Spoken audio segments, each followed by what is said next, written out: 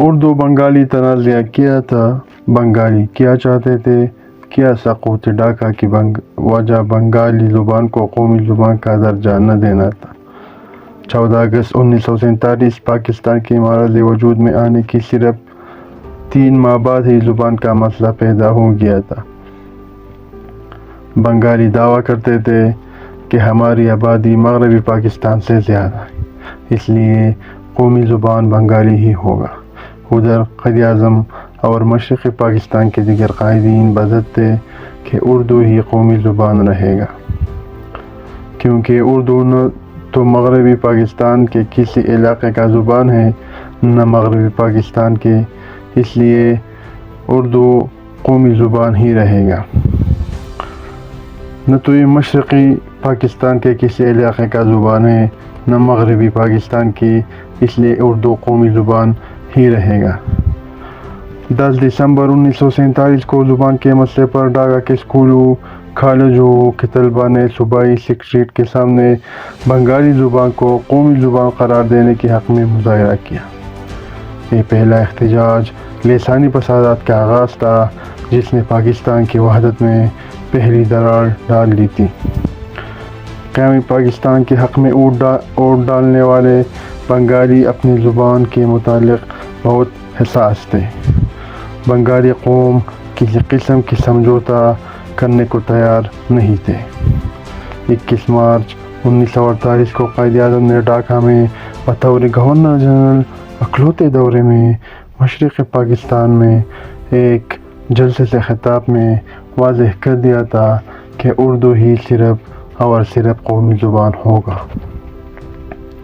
قائد-اعظم نے یہی بیان 24 مارچ 1948 کو ڈھاکہ یونیورسٹی میں طلباء سے خطاب کے دوران دہرایا تھا تو ایک ہنگامہ کھڑا ہو گیا تھا۔ ان احتجاج میں بانی بنگلہ دیش شیخ مجیب الرحمن بھی شامل تھا۔ مرکزی حکومت نے 25 فروری 1948 ہی کو اکلوتی قومی زبان بنانے کا اعلان کر چکی تھی۔ ایک موقع پر لیاقت علی خان نے کہا تھا کہ اردو ہی مغربی اور مشرقی پاکستان کو متحد رکھ سکتے ہیں۔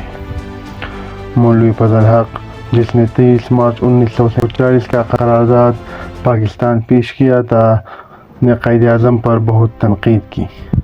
قائد-اعظم کے خطاب کے جواب میں کہا تھا کہ گورنر جنرل کا کام ہی نہیں کہ وہ بتائے کہ ملک کا سرکاری زبان کون سی ہوگی، یہ فیصلہ عوام کریں گے۔ 28 مارچ 1948 کو ایک بار پھر قائد-اعظم نے ریڈیو پر یہ بیان دہرا دیا تھا۔ اس سے پہلے قائد-اعظم کی آمد کے موقع پر بنگالیوں نے 11 مارچ 1948 کو بھی کیا تھا۔ جنوری 1952 کو وزیر اعظم پاکستان ناظم الدین نے اصرار کیا کہ پاکستان کا قومی زبان صرف اور صرف اردو ہوگا۔ حیران کن طور پر خواجہ ناظم الدین کا تعلق بنگال ہی سے تھا۔ یہ بیان جلتی پر تیل ثابت ہوا۔ 21 فروری 1952 کو مشرقی پاکستان میں عام ہڑتال کی گئی، جس کے دوران مظاہرین پر پولیس نے فائرنگ کر کے کئی طلباء شہید کر دیے گئے تھے۔ بنگالی زبان کی تحریک کو شہید مل گئے تھے۔ ادھر مغربی پاکستان میں اسے غدار، شرپسند قرار دیے تھے۔ اب اس الزامات کی وجہ سے بنگالیوں میں نفرت شدید ہونے لگی۔ عوامی لیگ نے اپنا نام عوامی مسلم لیگ سے مسلم ختم کر کے صرف عوامی لیگ رکھ دیا۔ قراردادی پاکستان کو پیش کرنے والا شیرِ بنگال مولوی فضل الحق نے اپنے ایک الگ ہی پارٹی بنا لی تھی، جس کا نام مزدور کسان پارٹی رکھا تھا۔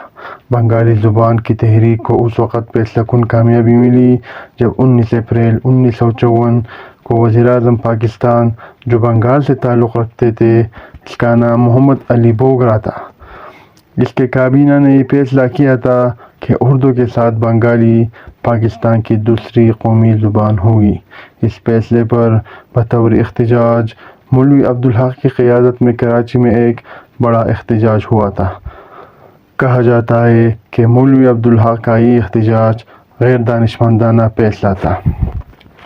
اس وقت کے نامور شاعر عمر رئیس امیردوئی نے اپنے روزانہ خطہ میں لکھا تھا کہ سے نکلے یہ پہلا قدم تھا جو پاکستان کے دو ٹکڑوں کا سبب بنا تھا. بہت سے وجوہات جس کو پاکستان کو دو ٹکڑے کر دیا تھا. یہ زبان کا مسئلہ اس میں بڑا مسئلہ تھا جو بعد میں سقوط ڈاگا کی وجہ بنی. شکریہ.